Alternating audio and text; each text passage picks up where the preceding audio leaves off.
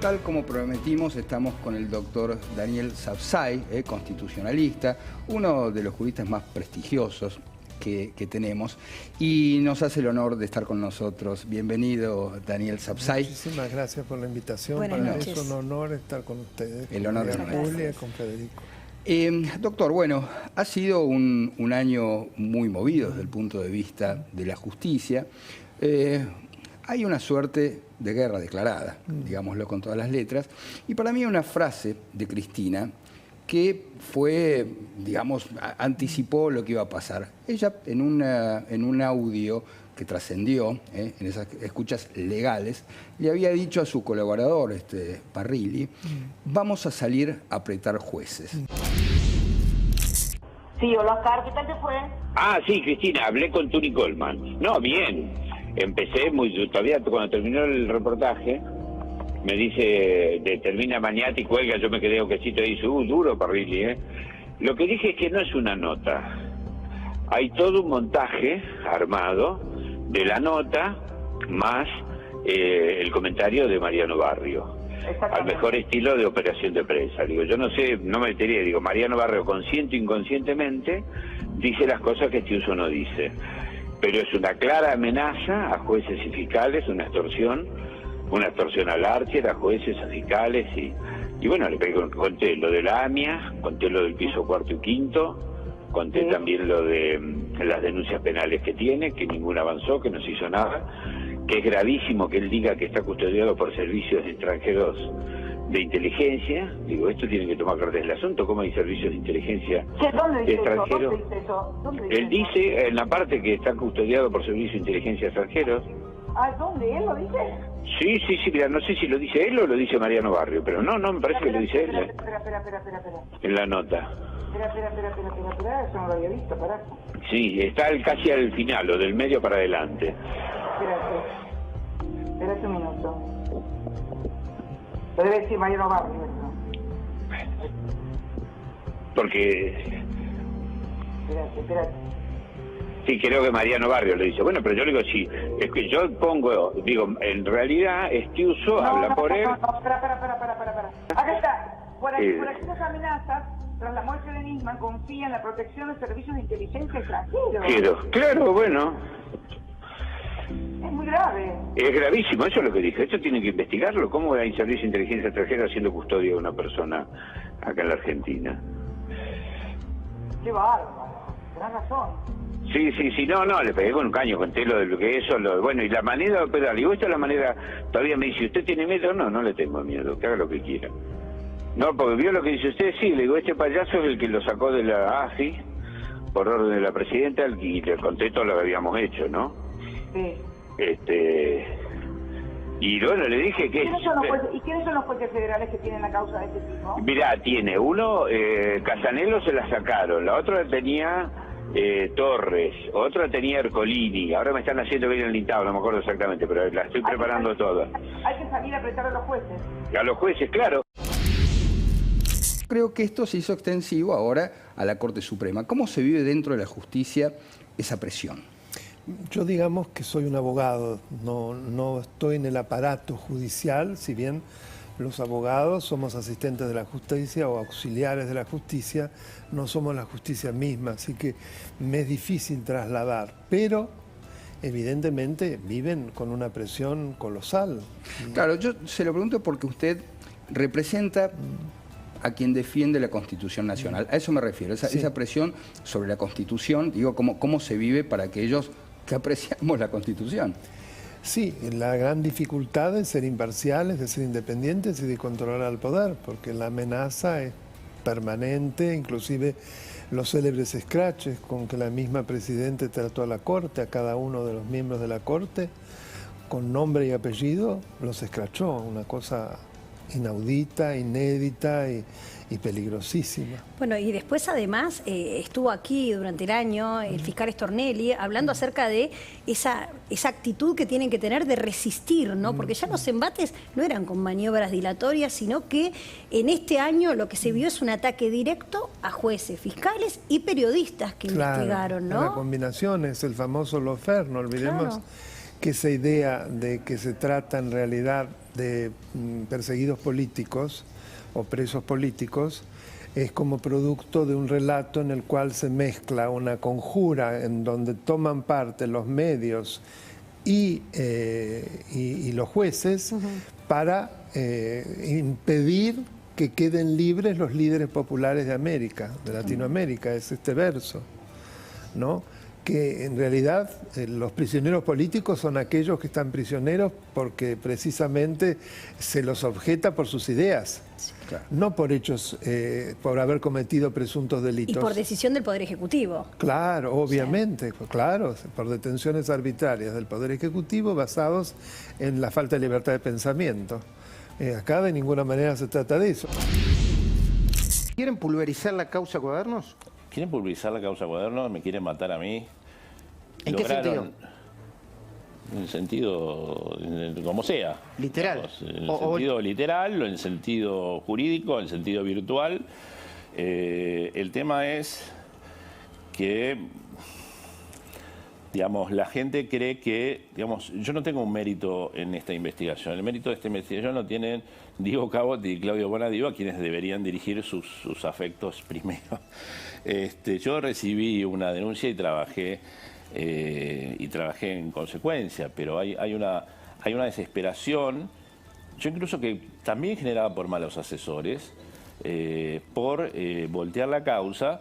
Y en voltear la causa también está en poner en el mismo palo del gallinero a los delincuentes y a los fiscales y a los periodistas que informan y demás, digamos, generar una situación que tal vez alguna campaña de instalación de relatos haya tenido alguna aceptación en algunos sectores, pero generar el relato de que somos todo lo mismo. Es una red de recaudación de dinero que creo que por primera vez en la historia se pudo encontrar documentada, donde personajes de la administración pública de ese entonces salían todos los días con bolsos a recaudar millones y millones de dólares, dependiendo del día, dependiendo del aportante y por qué, demás. y una vez más, ¿por qué figura Cristina Fernández de Kirchner como presunta jefa de esta asociación criminal ilícita? Eso fija en un procesamiento que dictó el doctor Bonadío. No fue un pedido de la Fiscalía, no quiero tomar distancia, pero lo dictó el doctor Bonadío.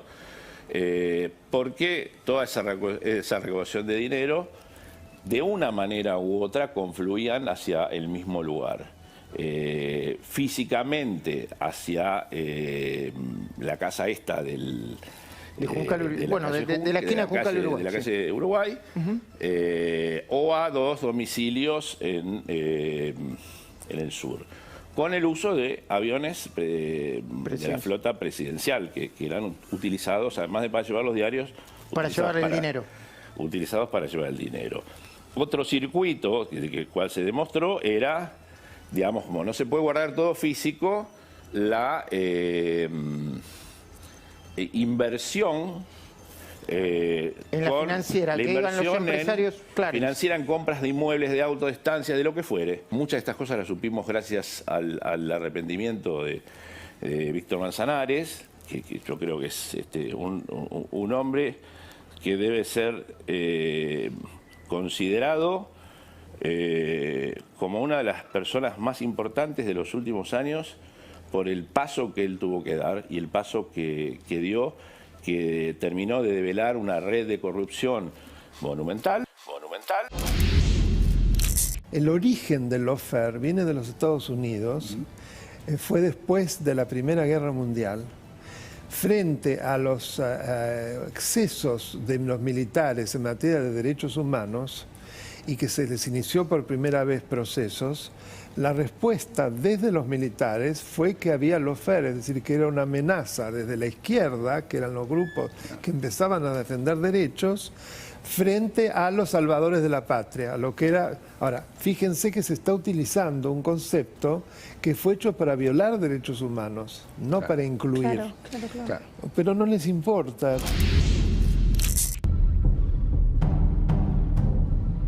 Cuando me contaron que los 7 fiscales que trabajan con José María Campagnoli habían sido hacinados en una diminuta oficina que parecía una tapera, no lo podía creer. Era un castigo evidente, porque se habían atrevido a investigar al máximo poder, a Lázaro Báez, al hermano de la ministra de Seguridad, María Cecilia Rodríguez, y también a la presidenta.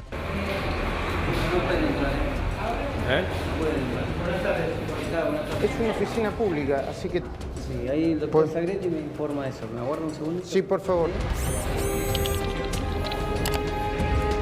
Pero es una oficina pública. Está, de 7:30 a 13:30. Está. Uno por ingresar. Y vamos a ingresar. ¿Por qué no? Bueno, nos habían comunicado extraoficialmente que no se podía entrar, pero como es una oficina pública, nosotros vamos a tratar de hacerlo.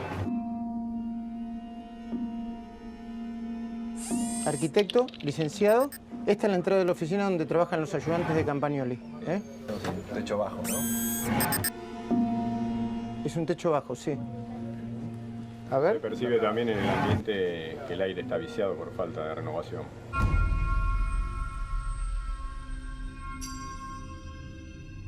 Perdón, cuidado que voy a patear el... Ah, sí. Sí.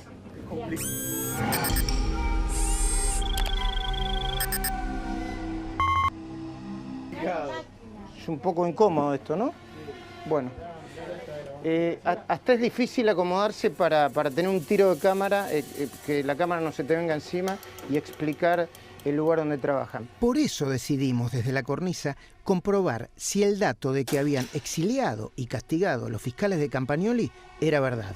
Hacinamiento, sensación de asfixia, el aire completamente enrarecido, los cables enredados, las sillas y las mesas amontonadas, el mástil de una bandera inclinado, porque la altura del techo es más baja que la reglamentaria. Una brutal metáfora de la impunidad.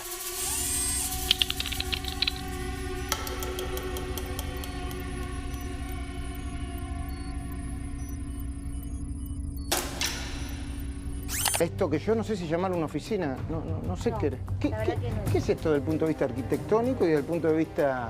Un sucucho. Si ahora mismo con toda la gente que estamos acá tuviéramos que salir rápido porque dice, bueno, hay un foco de incendio o algo así, es muy difícil salir del lugar. O sea, tropezamos con los cables, no tenemos espacio para pasar, básicamente. No debería ser autorizado como lugar de trabajo. Estamos acá nosotros porque no creemos en la extorsión, no creemos en la presión. Aunque hacinen a la gente que busca justicia, la va a seguir buscando. Aunque los quieran exiliar o castigar, siempre va a haber mucha gente que esté dispuesta incluso a trabajar en un lugar como este.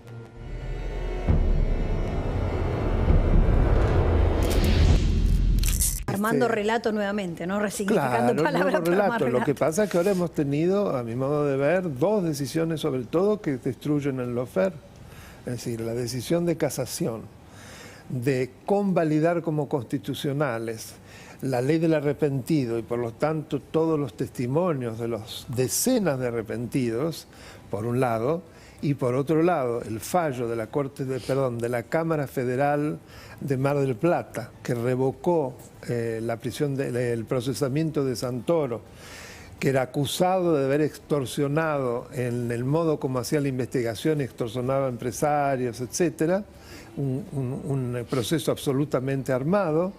El fallo es excelente de los dos jueces de la Cámara, Taza y Jiménez, y donde lo menos que le dicen al juez es que solo una mentalidad infantil podría haber entendido de que el periodista, uno de los más prestigiosos del país, había incurrido en un comportamiento extorsivo. Bueno, usted menciona algo que es fundamental, porque hay una parte de la justicia, hay jueces, que son completamente permeables a estas presiones si no son cómplices. Por ejemplo, dicho con nombre y apellido, el juez Ramos Padilla, digamos, que orquestó una causa armada. Entonces, esto lo convierte más difícil, porque no es solamente, digamos, un poder contra la justicia, sino que dentro de la justicia hay personas que pretenden que sea colonizada. ¿Cómo Sin lugar a dudas, es justicia legítima. Y esto fue producto de la famosa Operación PUF, donde no solo intervino Ramos Padilla, sino que intervino una de las personas más influyentes sobre el presidente, como es Valdés, el ex embajador en el Vaticano. se hizo desde Puigari, desde el Centro de Vida Sana de los Adventistas, está todo grabado. Cómo se armó inclusive para forzar la competencia, porque no tendría que haber sido la competencia de Dolores, por la sencilla razón de todos los hechos denunciados, porque es el tema del falso abogado D'Alessio, ocurrieron en la capital federal. Forzaron una supuesta reunión en Pinamar donde filmaron, que estaba también Santoro, estaba Chévez, etcétera, para suponer que allí había empezado la cosa, y eso atrajo una competencia que nunca debió haber sido competente. Bueno, o sea que todo es anómalo. Lo mismo sucedió, doctor, con el operativo del que fue víctima Luis Majul, ¿no? Con el caso claro. del juzgado de Lomas de Zamora. Sí, que un sobrenombre que no me acuerdo. Pirincho era, sí, ¿no? Que después, Pirincho. Gracias a una investigación de otro periodista independiente, de Camilo Canacci, vale la pena recordarlo, se supo que ese apodo se refería a otro periodista, trabajador de América TV. Pero quiero decir, también se forzó la competencia de Lomas de Zamora, trayéndolo de una causa anterior de espionaje, o sea, una cosa totalmente forzada, un Frankenstein, ¿no? Sí, es lo que se llama el forum shopping. Si forzar la competencia de un tribunal porque me conviene ese juez, entonces genero un hecho falso para traer la competencia. Son gravísimo. Increíbles la cantidad de cosas, de maniobras que se han hecho, ¿no? Cómo se ha planeado toda esta estrategia y operativo de impunidad, porque ya hablamos de, primero, tratar de desarmar la causa de la causa de Cuadernos. Claro, la prueba de la causa Cuadernos, que gracias a Dios no hubo meses que estuvimos todos preocupadísimos ante la posibilidad de que los arrepentidos no sean tomados en cuenta. El ataque a los investigadores, ¿no? Y todas estas maniobras para cambiar de lugar los juzgados, y ahora también con la Corte. ¿Qué cree de todo esto que puede prosperar? Porque lo que se conoce de estos políticos de los que estamos hablando es que no van a frenar o desistir, o sea, lo único que queda acá es indulto. Como que van a ir a un paso más en el año. El indulto es individual y solo puede ser objeto de indulto a alguien condenado. Bien. Eso primero. O sea, que hay que admitir la culpa. Y desde ya, obvio. Borra la pena, pero no el delito. No es que borre la culpa, o sea que yo creo que de ninguna manera Cristina va a querer un indulto. ¿Pueden voltear la causa de los Cuadernos, Diego? Si uno lo mirase desde el punto de vista estrictamente jurídico procesal, te diría que no, o por lo menos, digamos, no habría ninguna posibilidad de que no llegue a juicio oral. Más allá de que después, obviamente, nosotros debiéramos esperar que haya un juicio justo y que condenen a quien tenga que condenar y absuelvan a quien tenga que absolver. Pero cuando estábamos diciendo que la causa siga, es que la causa vaya a juicio oral, ¿no? Y que en un juicio oral de todos podamos seguirlo y verlo, se defina a ver quiénes son culpables e inocentes.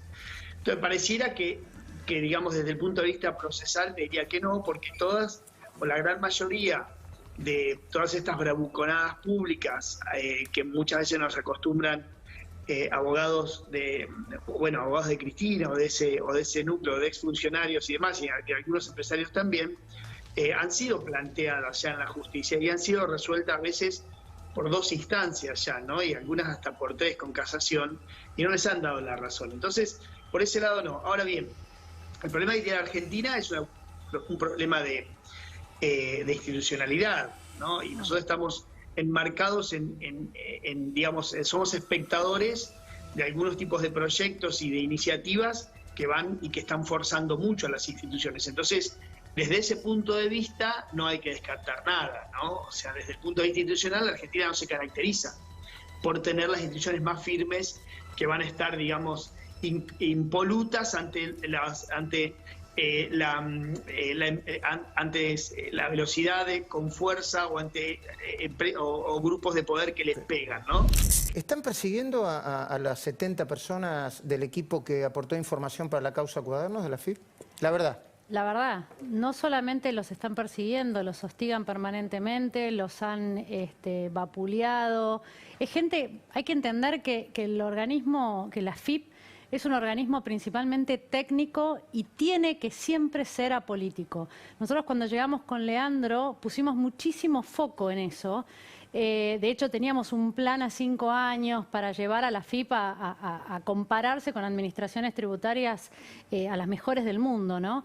Y ver cómo ahora, de vuelta, volvemos otra vez al mal uso de un organismo público, en donde gente de carrera que han visto pasar presidentes, imagínate que el promedio de esta gente hace más de 30 años que trabajan ahí. ¿Vos no decís son que la politizaron? macristas. Y van, ¿No son macristas? No, para nada. De gente técnica, de carrera, profesional, tienen un conocimiento. Verlos encerrados en oficinas, con bajas de calificaciones que redundan en sus salarios, con auditorías abiertas, siendo parias otra vez de escondidos, teniendo que estar, viste, apuntados con el dedo.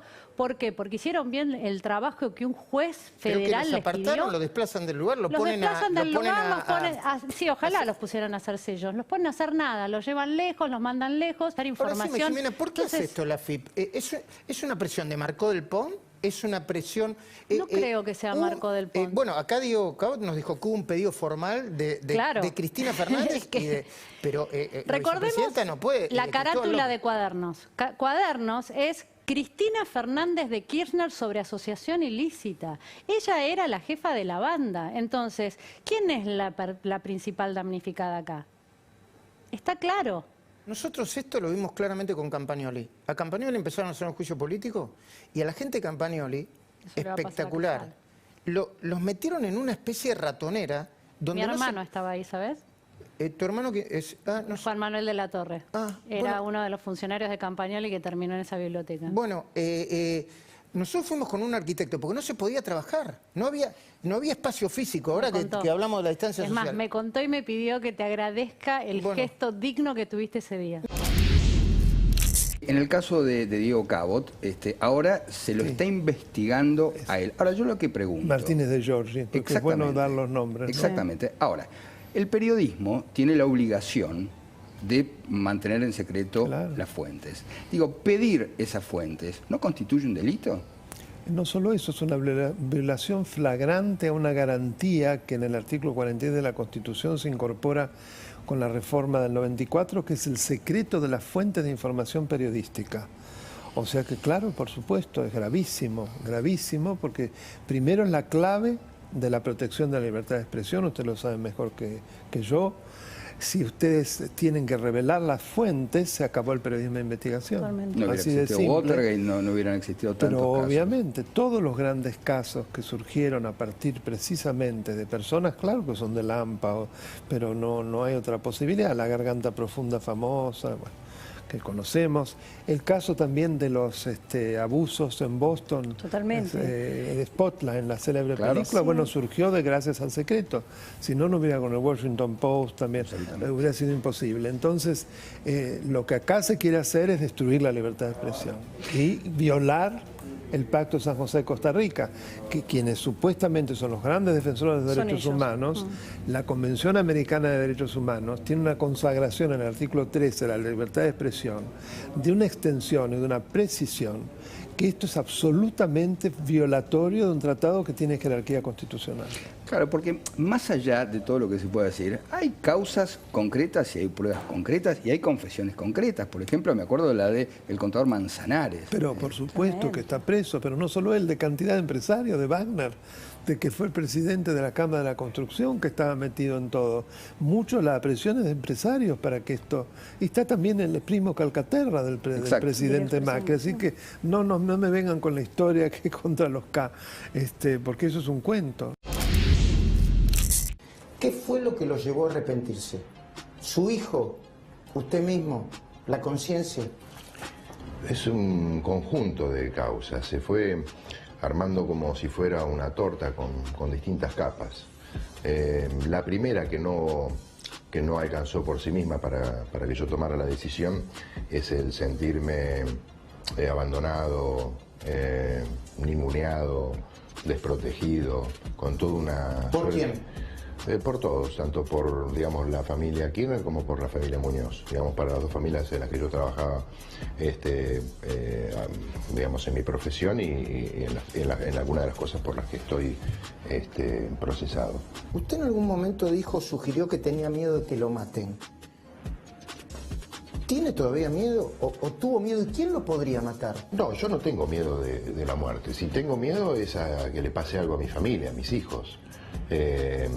Yo tengo asumido, cuando tomas decisiones, sabes que pueden haber consecuencias o represalias. ¿Pensó en matarse alguna vez? ¿Es necesario que le conteste? Sí, por favor. Bueno, mis compañeros de pabellón y mi abogado Aldini y mi primo Roberto Fernández, que siempre dice que fue como un psicólogo para mí, lo saben porque yo había leído en un libro de Dan Brown, en Origen, que con una pastilla de 10 miligramos de sacobarbital te podés matar, ¿no? Directamente. ¿Y usted pidió esa pastilla? Sí, se la pedí a mi abogado y mi primo y me sacaron vendiendo almanaques. Esa decisión tenía más que ver con llevarme los secretos a la tumba y no aceptar una condena en lo que no soy culpable. Usted contó que Cristina llegó a decir personalmente: menos mal que se murió Daniel Muñoz, menos mal que se murió. ¿Podría decir en qué contexto lo dijo? ¿Podría ampliarnos esta declaración judicial que usted hizo? Estábamos en su casa en la calle Mascarelo y cuando salió todo el tema de los Panama Papers, ella, como sabía que yo hacía trabajos para Daniel, que tenía propiedades también de él a nombre mío, me preguntó si yo sabía algo. Y yo le dije que no, yo me había enterado unos días antes por un mensaje de texto que me manda Muñoz. ¿Si sabía algo sobre los Panama Papers? Claro. Le dije que no, o sea, yo no había tenido participación. Entonces, bueno, ella dijo, ahí fue donde ella me dice, menos mal que se murió como por todos estos problemas y lo que podría llegar a significar que Daniel revelara sus secretos, ¿no? Yo creo que se referiría más a Néstor, porque el contacto fundamental de él era con Néstor, más que con Cristina. ¿Y Cristina sabía de todos estos movimientos? ¿De lo que hacía Néstor, lo que hacía Muñoz? ¿Ella era parte? Yo creo que no, le voy a contar una anécdota. Una vez... Quiere decir que no podía ignorarlo, eso quiere decir. Exacto. Una vez... ¿Que ella sabía? Es conjetural. No tengo una... Por su experiencia, claro. Una vez me invitaron a viajar en el Tango 01 y yo venía, está digamos toda la parte central, que es donde está el dormitorio presidencial, y yo venía en la primera fila inmediatamente directo a la pared que divide ese tabique. Del otro lado del pasillo venía la señora Cuca, una señora de confianza del matrimonio Kirchner. Y yo delante mío tenía una valija enorme y realmente me incomodaba para el tema de las piernas. Yo soy alto, soy largo de piernas. Y después, años después, me cayó un poco la ficha de qué sería esa valija. Y recuerdo después vino Néstor a saludarme y digo, yo pienso que él debe haber pensado para adentro, si supiera Alejandro lo que hay ahí, ¿no? Había fallecido un amigo, un jefe, un amigo, ¿no? Néstor. Pero él es el último en llegar a Río Gallegos, a Calafate. Y él me cuenta después que, bueno, lo van a recibir, va a San Felice y algunas personas más, pero van por las llaves. Entonces él les vio la cara de avaricia. ¿Las llaves de qué? De los tesoros, no sé si eran de poder, yo no las vi las llaves. ¿La llave de los tesoros que estaban eventualmente en dónde? En Calafate. ¿En la bóveda, en la casa de los Kirchner en Calafate? No la conocí la bóveda, pero bueno, por lo que han dicho en el programa de la Nata, creo, sí, y en algunos más, podría ser, pero podría ser en algún otro lugar.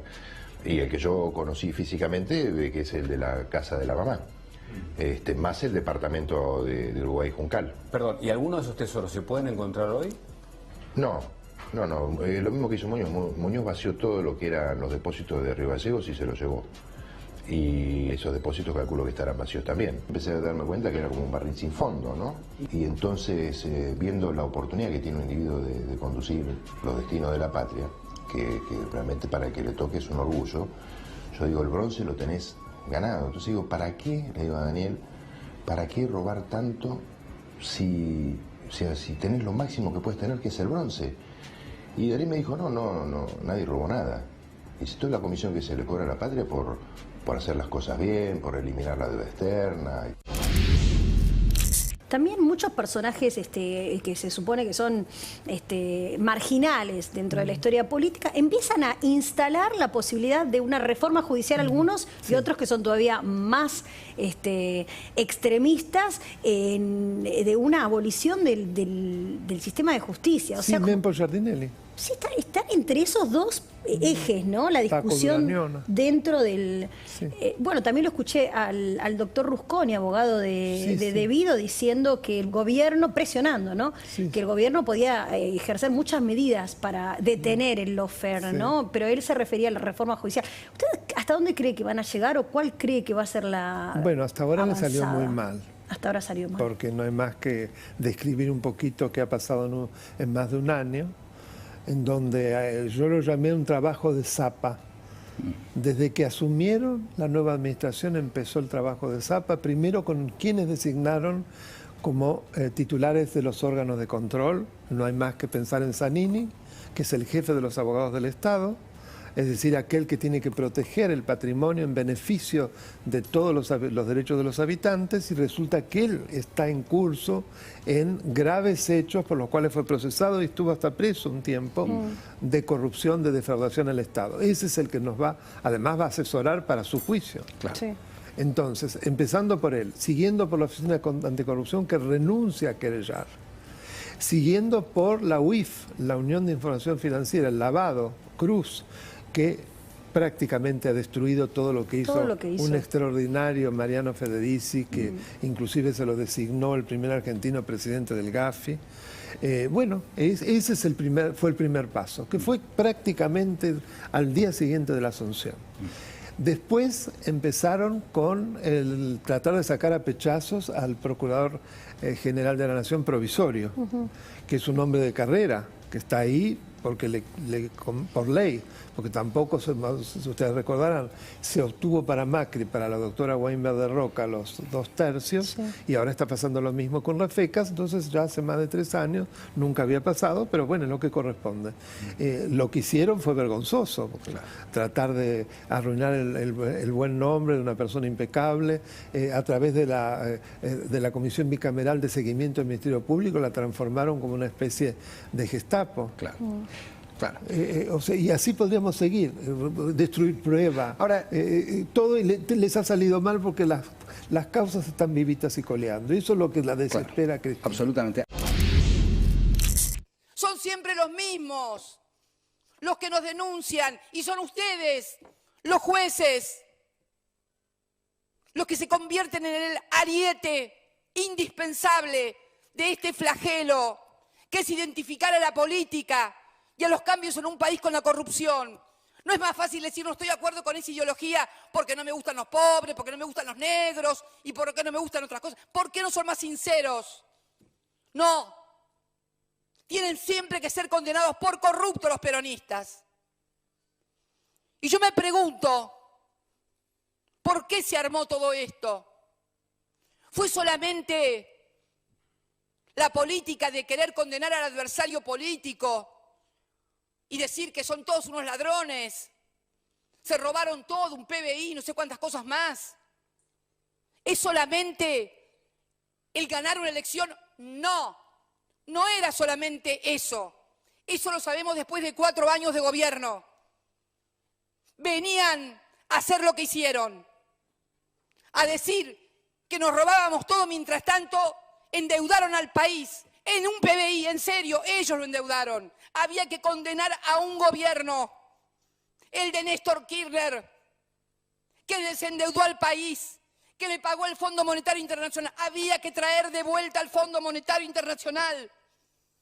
Y para traer al Fondo Monetario Internacional había que convencer que el que le pagó, que el que nos desendeudó, era un chorro y que vino solamente a la presidencia de la República a robar y saquear el país.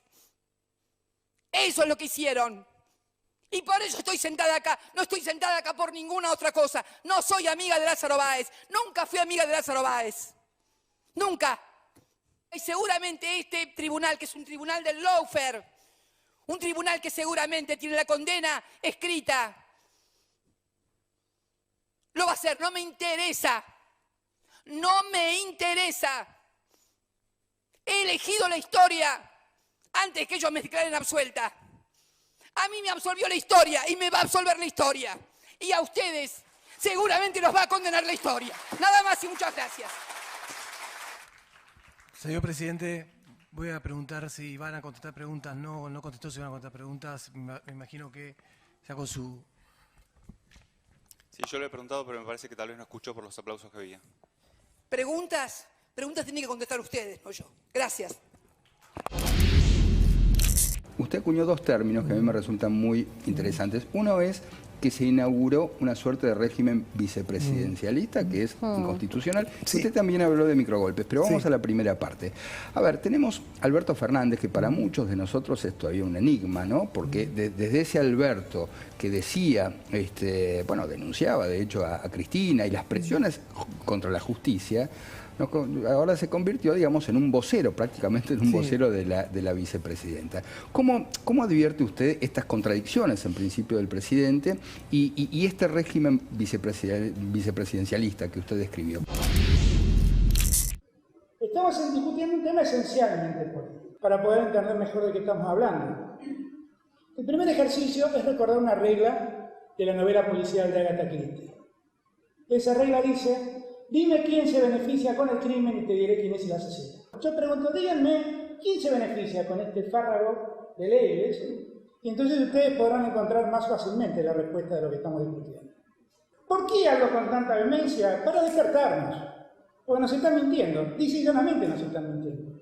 ¿Y por qué hago esta observación? Porque a mí por momentos me da la impresión que el gobierno tiene la tendencia a tomar una serie de títulos, profundizar los títulos y hacernos dejar a todos nosotros del lado en offside, diríamos en términos futbolísticos. Es decir, del lado de lo indebido, del lado de lo políticamente incorrecto. ¿Saben por qué me quejo?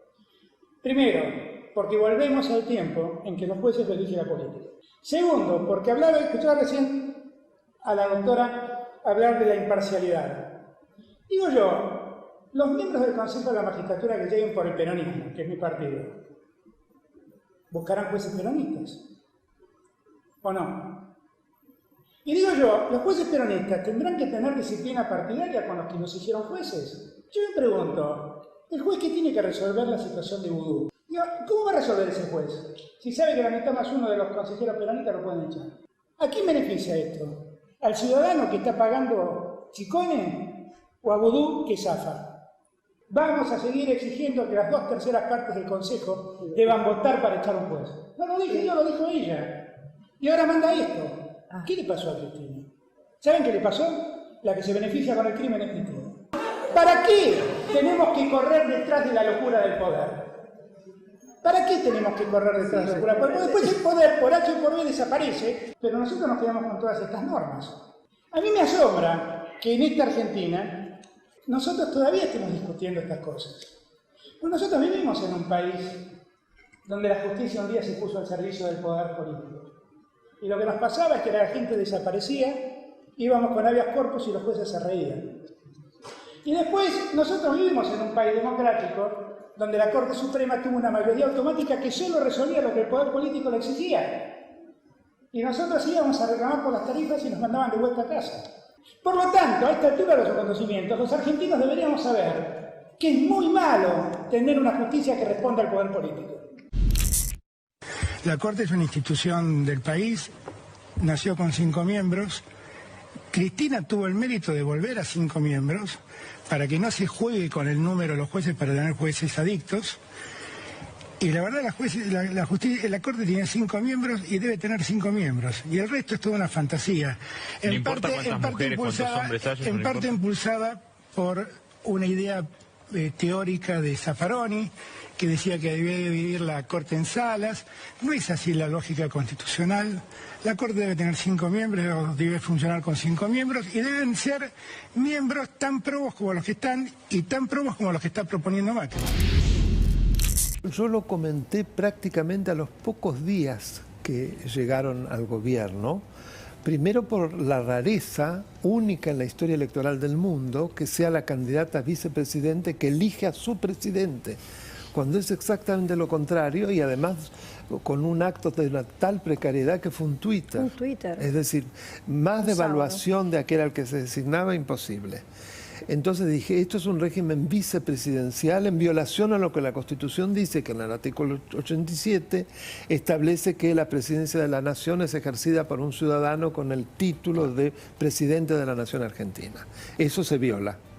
¿Por qué? Porque la vicepresidente, que es un órgano extrapoder, mientras el presidente está en funciones, como es el único órgano unipersonal, el vicepresidente se corre y se transforma en el presidente del Senado, que solo vota en caso de empate y es el administrador, si se quiere, de la Casa Senado. Bueno, sin embargo, se corre la titularidad del Ejecutivo, clarísimo.